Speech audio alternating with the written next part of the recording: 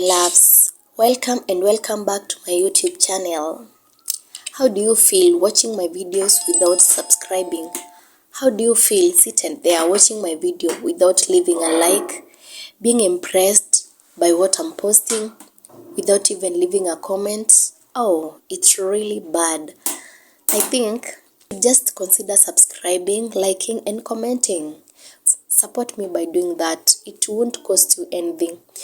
By subscribing, let me know what to do next, what to improve, what to add on my content, and that's all. I will appreciate. There is a noise that comes from the kitchen at night. It's not normal, and I know it's hard doing it. The first night I heard it, I thought it was the wind or maybe just an animal outside. But no, it came from the inside the house. Soft, slow, scratching, like something was dragging itself across the floor. And when I went to check, I found the door slightly open. But no one was there. Nothing but the faint smell of burning herbs in the air. I've been married to Peter for 2 years now. And everything was fine until his mother, Mama Kazi, came to live with us. She's a strong woman, full of pride and old traditions. At first, I didn't mind having her around. After all, she's his mother. But slowly, things started to change. I didn't feel welcome. Mama Kazi would give me these long stares, cold and calculating. I thought she didn't like me, but I didn't want to cause problems. Maybe I was just imagining things. It started with the small things. At dinner, she would talk about how much better Peter used to be when he was young. How his first wife could cook better than me. And he looked healthier. Before we married, I'll smile and nod, trying to ignore it. But it felt like every word cut deeper than the last. Then, there was the strange ritual she would do at night. I would be asleep, and I would hear soft chanting, like she was whispering to someone. But no, one was ever in the room with her. The next morning, she would pretend like nothing happened. One night, I woke up in the middle of the night, startled by a loud thump from the kitchen. My heart raced as I slowly got out of bed. Peter was sound asleep, as always. I tiptoed down the hall. My feet barely touched the cold floor. When I reached the kitchen, the door was open, just a crack. I pushed it gently, and there was Mama Kazi standing in front of the stove, stirring a pot. The smell of burning herb was overpowering now. "Ah, you are awake, daughter," she said, without turning around. Her voice was low and smooth, almost too calm. "The spirits are restless tonight. I'm making something to calm them." I didn't say anything. I just nodded, feeling uneasy. I wasn't sure if it was imagining it, but I could feel her eyes on me. Something about the way she spoke sent a shiver down my spine.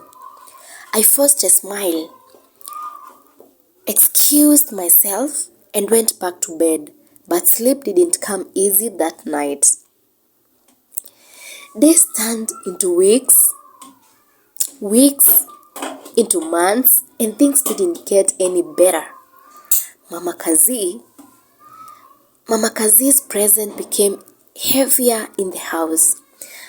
I started waking up with strange marks on my skin. At first, I thought I was just sleepwalking or maybe scratching myself in the sleep. But the marks were always in the same place.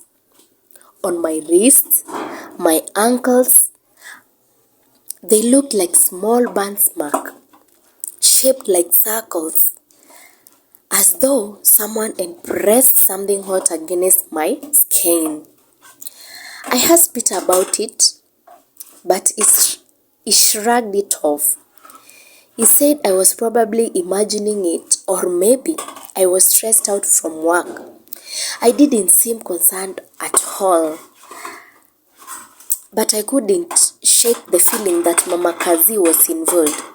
I started to pay closer attention to her a bit.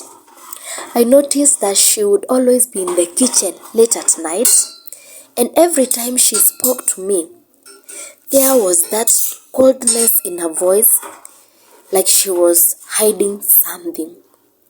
One afternoon, while I was cleaning the house, I found myself strange in the living room. It was a small wooden box hidden under the couch. I had never seen it before. It looked old, worn, and it was covered in the strange marking. I opened it slowly, and inside, I found dried up a small knife and what looked like a blood-stained cloth. My hands trembled as I closed the box and shoved it back under the couch. I didn't know what to think. I didn't want to believe that Mama Kazi was doing something dark, but the evidence was starting to pile up. That night, I couldn't sleep. I heard the same dragging sound from the kitchen again. The scratching noise. This time, I didn't wait. I got out of bed and walked straight to the kitchen. The door was open, and there she was, just like before. Mama Kazi stood by the stove, her back to me. The pot on the stove was bubbling, with air felt thick, heavy. She was muttering something under her breath, but I couldn't make it out of word. "Mother," I said, my voice shaking, "what are you doing?" She turned to face me, and for the first time, I saw something in her eyes. It wasn't the calm, controlled woman I had known. It was something darker, something that made my blood run cold. "I'm helping you, daughter," she said softly, almost sweaty. "I'm helping you understand what you don't see." That night, I couldn't stay in that house any longer. I packed a bag and went to my friend's place. I wasn't sure what was happening, but I knew I couldn't be there anymore. Peter called me the next morning, asking where I had gone. I told him everything, but he didn't believe me. He said I was just imagining things, that his mother could never hurt me. But I knew I had to get the truth. I called an elder from the village, someone I trusted. I told her about the mark, the strange happenings, and the box I found.